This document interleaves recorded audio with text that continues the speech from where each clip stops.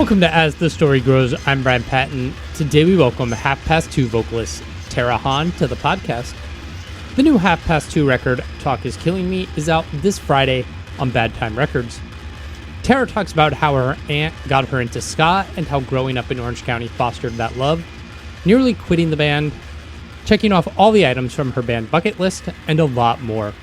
I love ska, and the new Half Past Two record is a worthwhile addition to your ska collection. Make sure you check it out. Thanks for listening to As the Story Grows. If this is your first episode, welcome. Thanks for checking us out. You can find links to our Discord server, Patreon page, and mailing list in the show notes or at asthestorygrows.com. I would love it if you joined the community. Enjoy today's conversation with Tara Hahn from Half Past Two.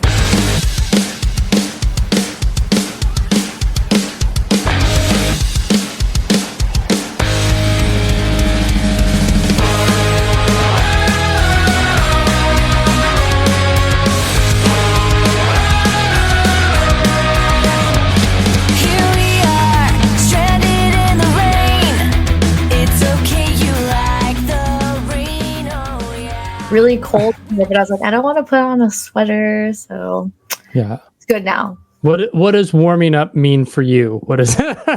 Well, I mean, I don't know where you are, but I'm in California, and like I've been cold all morning, but it's been like 50 something. Okay. So now it's getting into the 60s, but I'm still cold. Like I'm sitting next to my heater.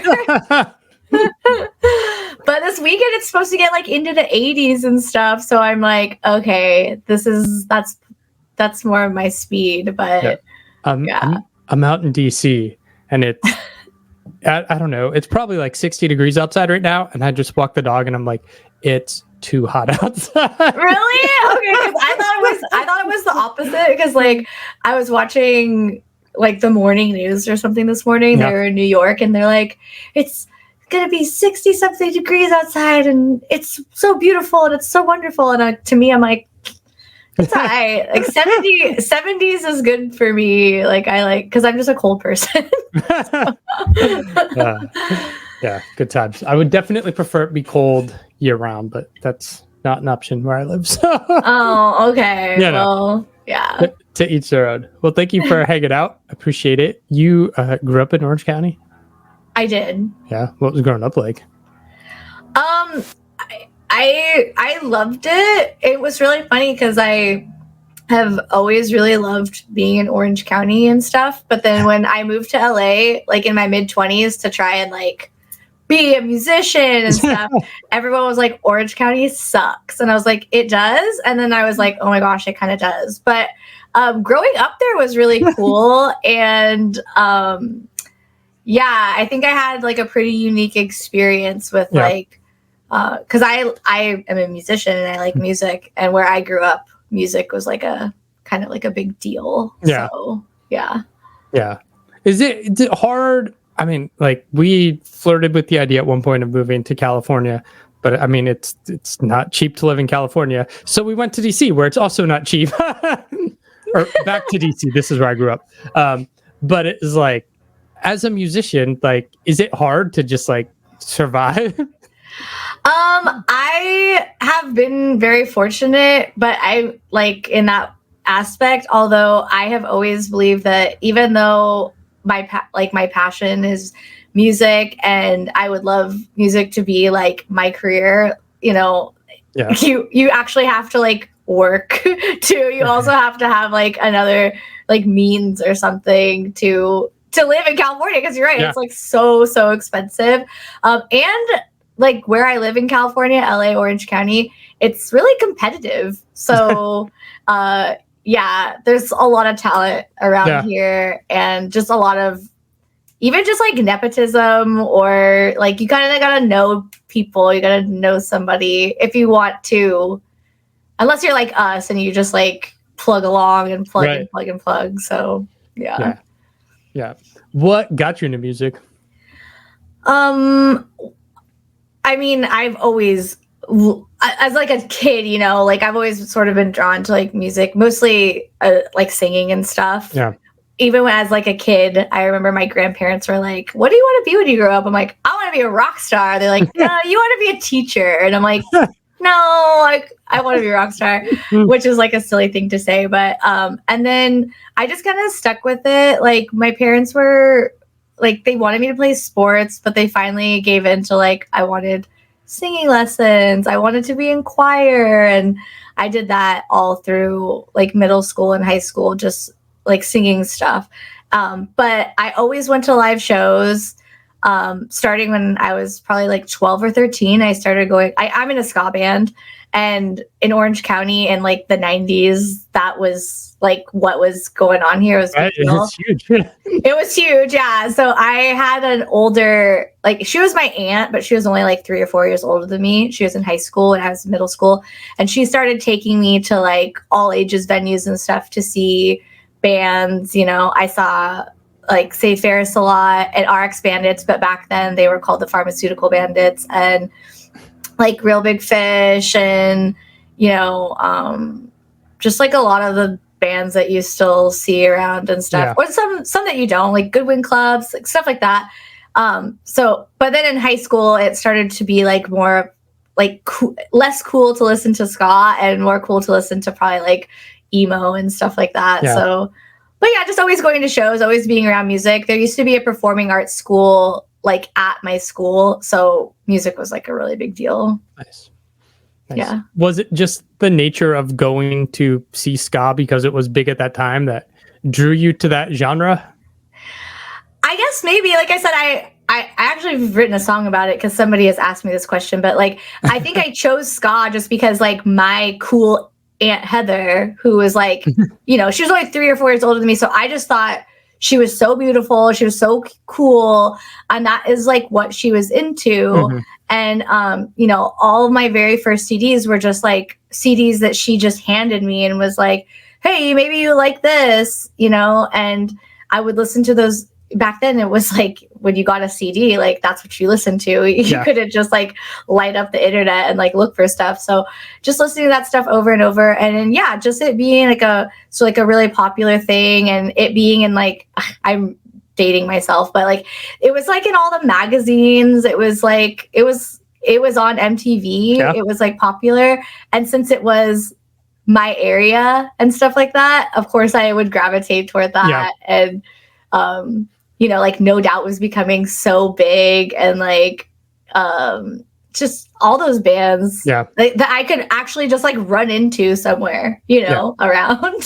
So, I mean, ska was my gateway into like, you hear ska, and that led to punk rock, and then the hardcore, and so on and so forth. So it's like, it was important at that time, right? Like, yeah, and I think to a younger generation, it was like super accessible. And I remember like being, you know, 12, 13, 14 in middle school. And my parents, like, they were very strict about like what we could listen to, but like for some reason ska was okay. You know what I mean? Like even like mature themes, I think my parents weren't like necessarily listening to like any lyrics. They were just like, oh, this is happy. Fun. Yeah, this is fun. The horns and the upbeats that you're just like, this is great. Yeah. Yeah, exactly. Yeah. So I think that's why like it was like it passed. It was like the first sort of like I remember I brought home like a Bad Religion CD or something one time, and my dad was like, oh no. Just like looking at the cover, he was like, no. And I was like, oh, okay. Or like even Offspring and stuff like that in middle school, my dad's like, no, But like ska always was like, okay, I can at least get this like in the door. So right. Yeah, Jackknife to the Swan, no problem. Like that's fine. Yeah. So funny. Let's talk about 2:30. How'd this project get started? We started actually in high school, and 2:30, like it's so wholesome and gross, but like 2:30 is the time that we got out of school. If I could go back in time and tell myself that I would still be playing music with this band like 20 years later, almost 20 years later, I think I would just like be like, hey, by the way, like pick a better name. I always tell like new bands, like young bands, that I'm like, you sure you want that name to stick with you forever? But yeah, so we the band actually formed for like a talent show in high school. Nice. And we you know, we've had our ups and downs over the last, we've been like a band for like 18 or 19 years now. But we're still here. There's only 3 original members. If you can imagine in the ska band when there's like 7, 8, 9 people, sometimes like people come and go, like good reasons, bad reasons, family, babies, marriages, whatever. So but there's still 3 of us, like still going strong. And so that's sort of how we started. Yeah. Did you always just want to start a ska band? I mean, I guess your first release was like 2006 or something, right? Yeah. So by that point, like we're like 10, you know.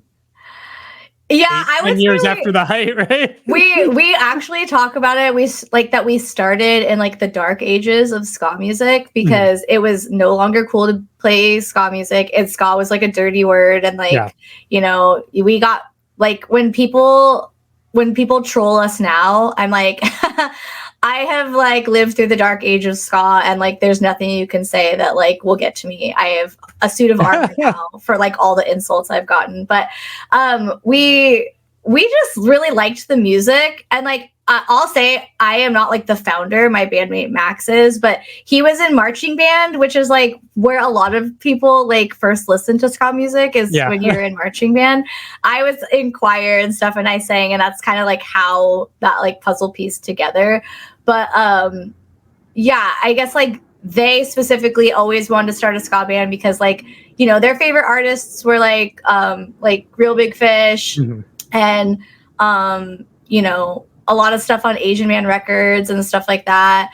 And actually, my high school, like the guys from Real Big Fish went there like a long time before us. And then Monique from Save Ferris went there, and a bunch of the guys from RX Bandits went there. So like ska was like a pretty like thick, it was in the fabric thing. So it was already sort of like there or whatever. Like I said, when we were in high school, it wasn't necessarily like a cool thing anymore, but people still knew what it was. People still talked about it and stuff.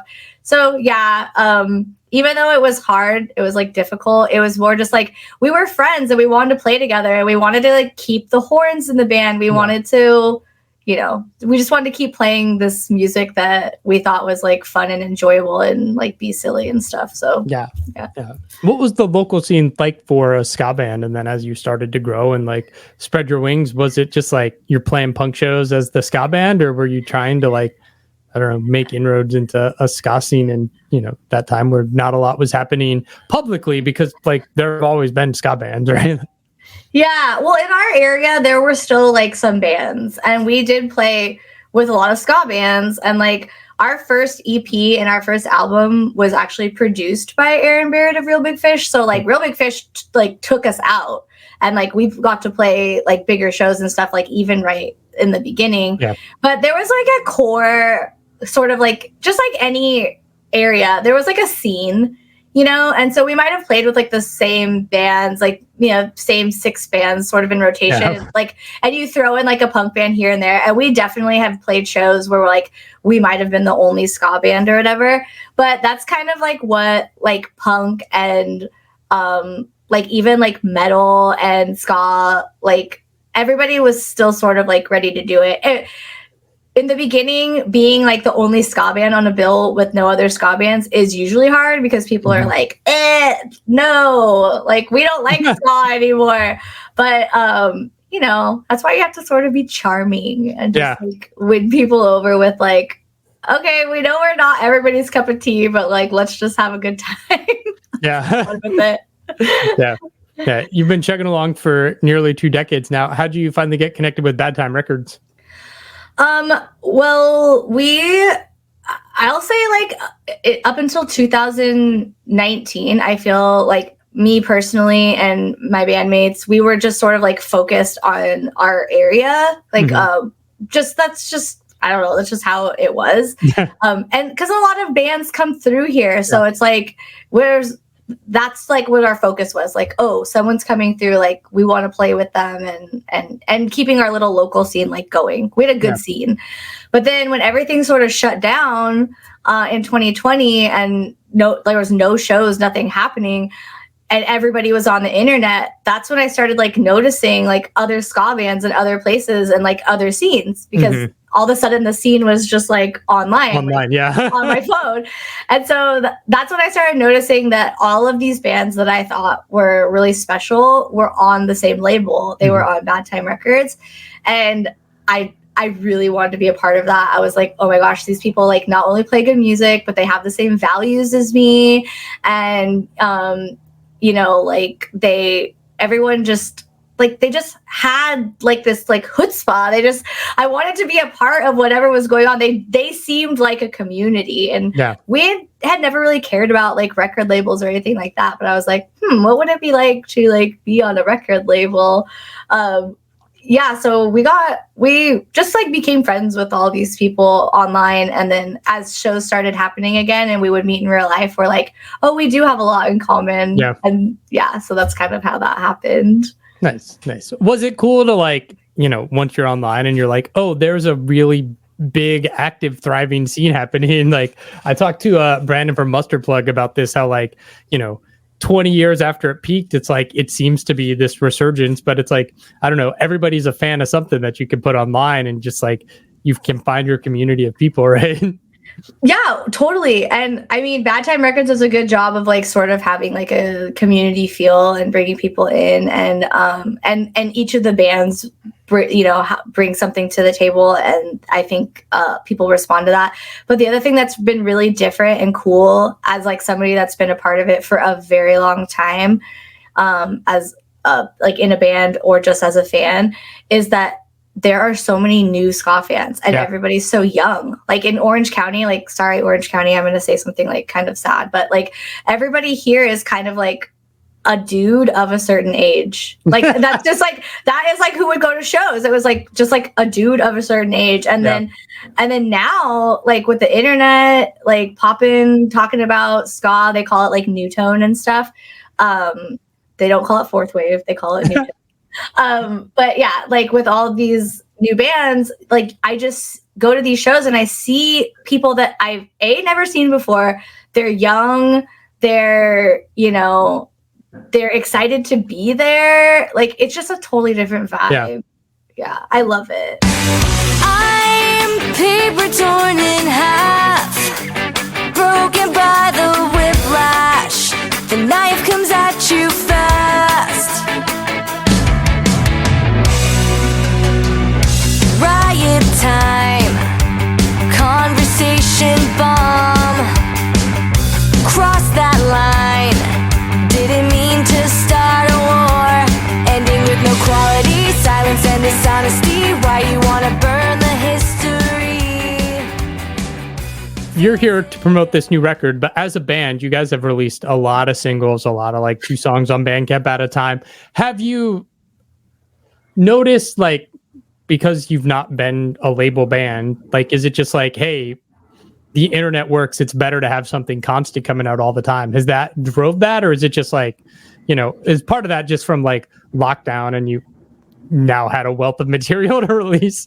We have always been a band that like has put stuff out. We like ever since the beginning when we recorded those albums with Aaron from Real Big Fish, like his producer, David Irish, he has a studio here in Orange County, and we just became really close friends, and David really loves our band and he's always believed in us. And so we've always just had access to like a studio, and like for a while in the middle, we didn't see like the merit in putting out full albums because we were just like, like it seems like singles are fine and it keeps things going. So we did that for a long time.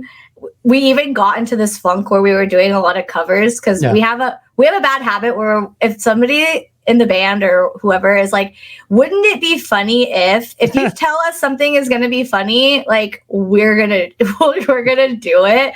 So like we would do all these covers, and I was like, you know what? I really don't want to be known as a cover band. So we started sort of getting away from that. And then, like, in 2020, we had already had a goal to like put out an album, but then all of a sudden there was nothing else to do but like be, you know, like piecemeal in the studio and like put out something because you couldn't like play shows. We weren't distracted by like, oh, we have 2 shows this month or something like that. So now I feel like I see a lot more albums, and I do appreciate that. So I think we might, for a while at least, keep doing it. We never had a label or anybody we had to answer to before. So we were just doing whatever we wanted. New album is called Talk Is Killing Me.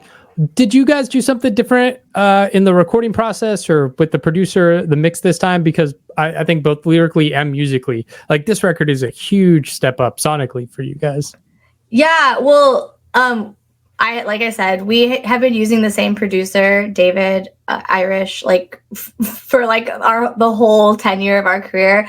And like almost 2 years ago, I reached like a very low point, like just personally. And I was like, you know what?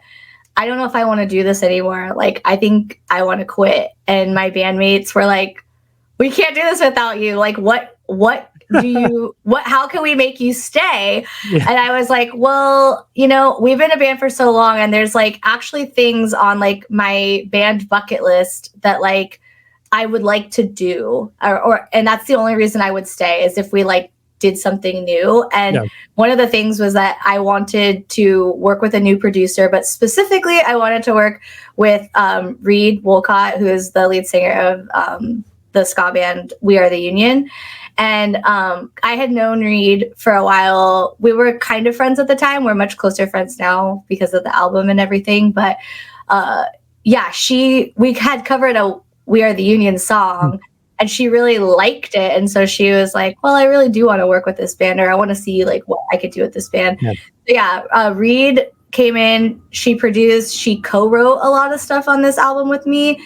And she took us out of our comfort zone, like 100%. All of us were very like comfortable in our ways. And she was like, nope, we're going to do things in a totally different way. We're going to record different. We're going to write different. And she did just that. It was hard at first, but I really am happy with the product. Yeah. I think it shows in the end result that like, you did something different. And especially just like the way the horns sound, it's like they pop so much more. It's great.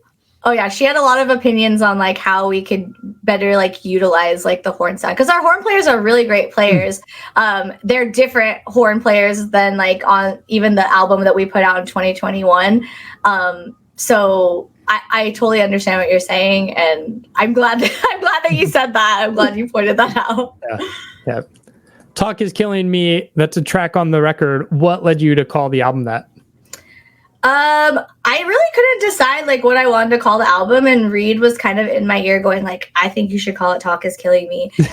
But the problem with calling it Talk Is Killing Me is Talk Is Killing Me was the first song that I actually wrote for this album, and it is for sure the hardest song for me, like mentally, because one of the things Reed wanted to do with this album is like, if you've ever listened to any old Half Past Two, we're kind of like a more like cheerful, like joyful band, and Reed was like, I want a moody, angry Half Past Two, and I was like, I don't do that, like I don't.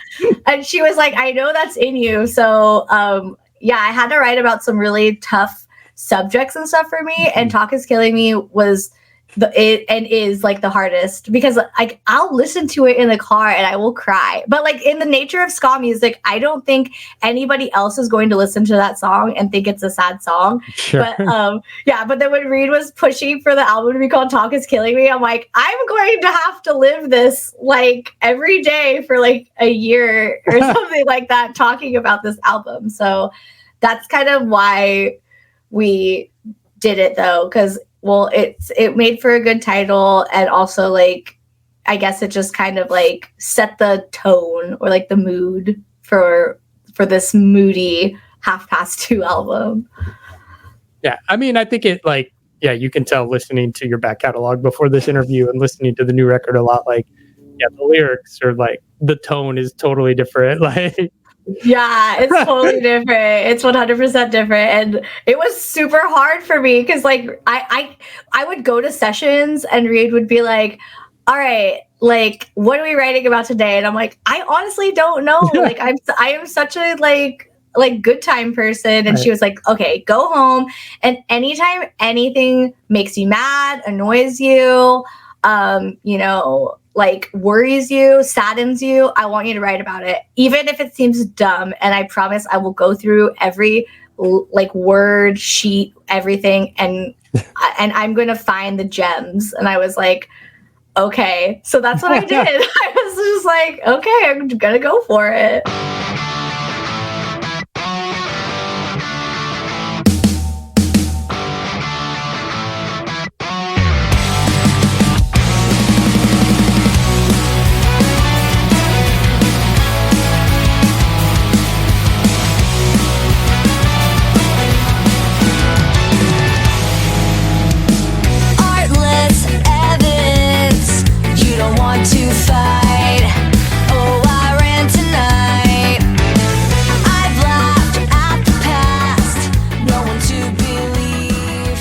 Who came up with the concept for the album artwork? My best friend, Ray Mystic. A lot of people in our scene know them because they do a lot of like live photos and stuff for like specifically the Bad Time bands, but they're for hire, so they do a lot of other stuff too. But I love Ray's work. I mean, they're my best friend, but like I just genuinely like their work. Yeah. So I just sort of tapped them when we started this project. I was like, I want you to do everything, because I want everything to like be seamless and sort of go together. And Ray had a lot of input. There were some times where I was like, no, and Ray was like, yes. So like with the album art, I had something totally different in mind, because I was really inspired by like the cover of Return to Saturn by No Doubt. And because I just liked how everybody was doing something different, like in the photo. But then Ray was like, I want you to be on the cover. And I'm like, no, like I didn't do that. I was like, no. So our compromise was that I would be on the art, but it had to be like obscure face. I was like, you just can't be able to just like see my face, because I don't want to hang this on the wall of my house and it just be me or something. Right. You know? And people come over and they're just like, wow. You know? So yeah, but they did this. They did all of the music videos for like all the singles we have coming out. So everything goes together and like aesthetically matches. And I feel like it's even like it to me, it's like a more I want to say like a more feminine vibe. Like we've always had like a kind of like fun feminine vibe, but I still wanted something that was more like grown up. Yeah. So I think that's sort of like what we were going for with it. Yeah. You've been doing this band for nearly 2 decades. You have this record coming out in Bad Times. Does it feel like this new step for the band, that like all the perseverance and keeping going is like finally paying off? Or is it just like, this is just the next record and we're going to keep doing this till we're sick of it? Well, we're never going to stop. We always joke about that. We're never going to stop. And that's kind of like has been our like secret weapon all of these years, is just like, you know, keep moving forward. But yeah, like I said, I almost like quit everything 2 years ago, like just left it all behind. But it's weird because all of the things, like I had a list. So like my list was like, I wanted to make a new album that I was really proud of. I wanted to work with Reed as producer. I wanted the record to come out on Bad Time, and I wanted to like tour, because Half Past Two has not been like a touring band really. Mm-hmm. And literally like after we announced our tour like a week and a half ago or something, like we've checked off every single thing on that list. I'm like, well, what now? Like, where do we go? I guess I will never stop, but like, what's the next thing? Yeah. So, I don't think we could ever stop, because the band means so much more to like certain people in the band, me, my bandmate Max, my bandmate David, the ones that have been around for a really long time. I mean, maybe even the other people that are in the band, like we have a lot of new people, so I hope it means a lot to them. But yeah, I just don't like, it's such a huge part of me. Mm-hmm. Like if I stop, like I think about how like I almost stopped, and I'm like, what would I be doing with my life? I've been doing this since high school. Like I would be missing like a huge part of me. So. Yeah. Album's out April 19th. You guys are hitting the road, coming out here to the East Coast. I mean, is that just that tour and then just kind of take it from there for this year? Or Well, we're doing the Northeast in April, like, 4 dates and stuff. So that's cool. But then we have 2 shows over here for our record release show. So we're playing in San Francisco, which we play there like fairly often now, and here at home, which is our only hometown show on April or May 4th. It's our only hometown show for the entire year, which is insane because we used to play like at home, like twice a month or something crazy like that. And then we're going to the Southwest for, I think, like 2 weeks. And then we're going up north to the Pacific Northwest in July, I think. And then we have like other things too. We're playing Supernova, which is like a big international ska festival in Virginia, like in September. And then we have other things that we haven't even announced. Like, it's so weird that we have all this stuff and it's not even at home. Yeah. So it's exciting. Change, I float away, redecorate the wreckage, take back the line, accept the time, tomorrow's never promised. When seasons change, I float away, redecorate the wreckage, take back the line, accept the time, tomorrow's never promised. When seasons change, I float away, redecorate the wreckage, take back the line, accept the time, tomorrow's never promised. Thanks for listening to As the Story Grows.